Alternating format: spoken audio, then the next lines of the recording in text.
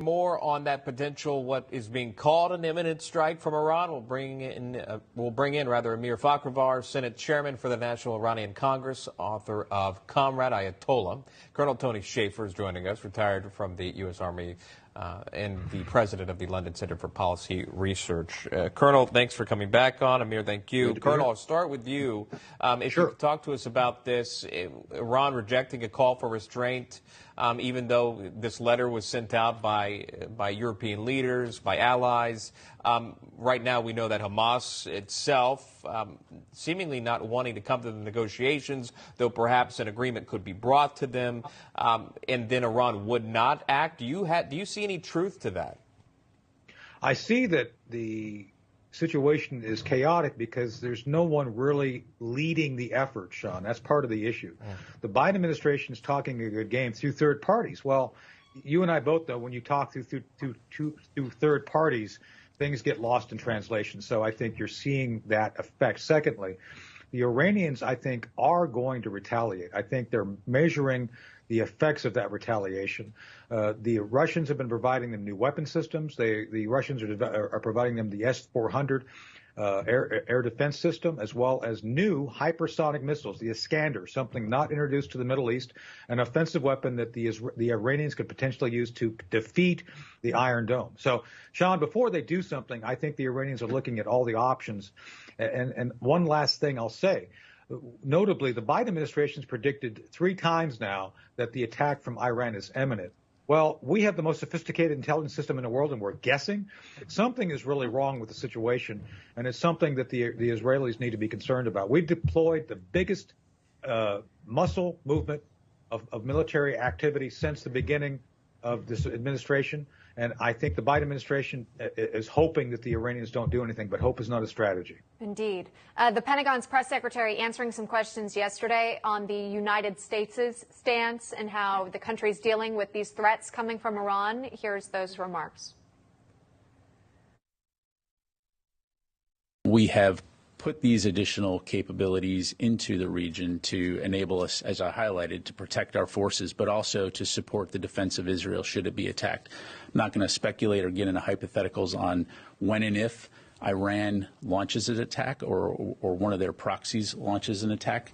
Their public comments have been very clear, so we need to take those seriously. But our focus is on de-escalating tensions, working on enabling that ceasefire and getting these hostages returned home. Which really goes to the Colonel's point. And so, Amir, I'm wondering, when you've got U.S. Ships in the region, when you've got a submarine that's being deployed, how is Iran viewing the United States? Thank you for having me. The problem is United States doesn't have any policy toward Iran. That's the reality. It didn't have it since 1979 when the mullahs rose to power via a Russian-backed coup, and everybody mistakenly they called it Islamic Revolution. It was not a revolution. And all the presidents, the Republicans and the Democrats, since then didn't have any policy toward Iran. Just the group of fanatic mullahs, the terrorists, were in power. $100 billion every year, petrodollar, was in their hand to just grow their terror network in Middle East and in the world, and nobody wanted to do anything with them. And you know what the saddest part is? We have 100 million Iranian people inside and outside of the country. They are ready to get rid of this regime. And, just one president did something strong. It was President Trump. When he called the bluff of IRGC and Iranian mullahs and killed Qasem Soleimani, everybody have been afraid, if we kill Qasem Soleimani, what will happen? But he killed it and said, okay, now what? And regime was crushed with that maximum pressure campaign by President Trump. And then Biden destroyed that campaign. You know what? It should, let's hope President Trump will be back at the White House with the policy. Yeah, 83 days for that, Amir. I got to jump in because I want to make sure we get Colonel Shaffer back in this conversation, limited on time, of course, with television here. Colonel, your thoughts on looking at not necessarily will Iran attack, will it not? That's something that really ad nauseum we've been discussing. But the ceasefire talks tomorrow, how crucial are those? They're not crucial, Sean. I hate to say this. I'm going to be blunt.